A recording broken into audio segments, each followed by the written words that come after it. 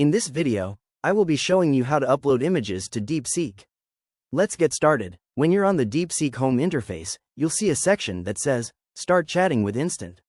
There are 3 different mode options below this text: Instant, Expert, and Vision.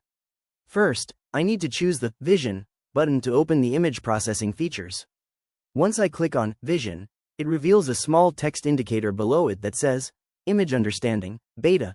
This confirms the mode has successfully switched. Now look at the right side of the prompt chat box below. Let's click this paperclip icon to open the local computer files Explorer window. Now, I browse my folder, locate the image I want to analyze, select it, and then click on the Open button at the bottom of the window.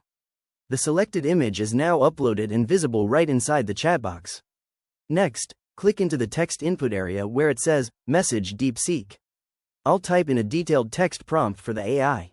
For this video, I am typing, Analyze this Call of Duty mobile weapon skin in detail. Once the prompt is complete and ready, I click the blue arrow send button located on the far right of the chat field. As soon as it's sent, a new chat instance window opens. The title of the conversation is updated to New Chat, and the chosen image appears clearly on the upper right side of the screen. Deepseek immediately processes the prompt. It generates a comprehensive, multi-step text response analyzing the weapon skin from the image. It breaks down the analysis into numbered sections starting with 1. Overall design and silhouette, providing information on the base shape, fragmentation, and aggressive angles. It updates the chat title in the upper left to Magma Dragon Weapon Skin Analysis. As I scroll down through the response, it continues into 2.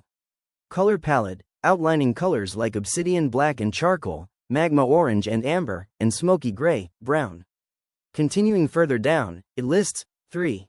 Visual effects, VFX, like internal incandescence, particle spray, distortion. This comprehensive text output completes the image upload and analysis process.